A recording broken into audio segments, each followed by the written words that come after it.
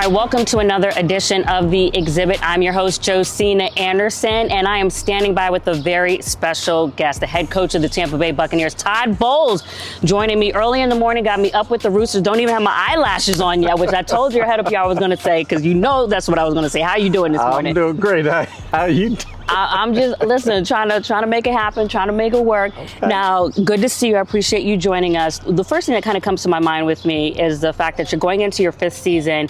You've had 3 playoff appearances. Obviously, last year didn't end the way that you wanted to, but I find the word that comes to me with you is still secret sauce. I feel like you still figured out something to a degree. Can you share at least what you feel like that is at this point in your career, especially in the context of me knowing you even back to your Jets days?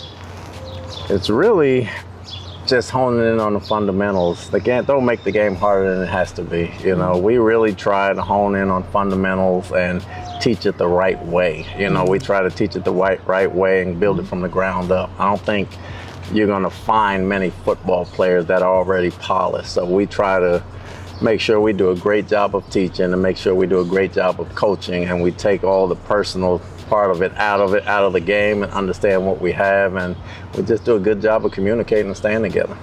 You guys are going through a major transition right now, losing some stalwarts that you've had in Mike Evans and Lavonte David. How is that sitting with you right now in this part of your off-season process here at NFL owners meetings? You know, personally, it's not sitting well at all because you lose not two very good football players. You lose two very good young men that are very good in the community, that are very good and excellent on the team as far as helping others and mentoring others. So that part of it, you feel bad about. As far as the game goes, I've seen some of the greatest go on to other teams and some of the greatest retire. I think that comes with it. You're going to miss the presence and the playmaking, but it's also an opportunity for other guys to step up and haven't been taught by them, understanding what it takes and see what they can do. So what do you feel like you need to see from Chris Godwin at this point, especially when you consider the investment that you guys have put into him and considering also the vacuum that has been left by Mike Evans and not doing a whole bunch in free agency relative to just the money situation? Well, it'd be great to see Chris just have a healthy offseason. Yeah. You know, the last 2 years he's been injured. So him having a healthy offseason and finishing the season healthy will go into getting back to old Chris next year. We thought he made great strides coming back and helping us this past season, but having a whole offseason and coming in fresh, I think you'll see the normal Chris. Now, obviously, you guys have some interesting new competition in the NFC South as Kevin Stefanski's come over from the NFC North over into your division. And when he did arrive, your quarterback made some interesting comments, just looking like he is welcoming the competition of his old coach, you know, being there. What do you think of just knowing what he represents offensively coming into the division and Baker Mayfield seeming like he's very pumped to face his old coach when you guys have those division games?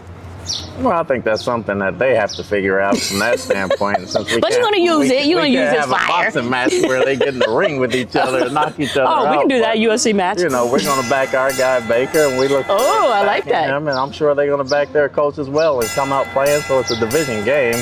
It's already going to be a hard-fought game. So it just adds to it.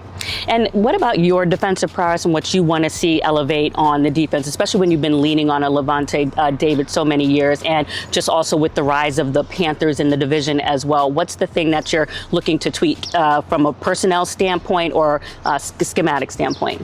We got to get back to controlling the line of scrimmage up front. You know, our interior guys have to dominate the line of scrimmage, and if we can do that, everything else flows off of that, but it starts with the defensive line.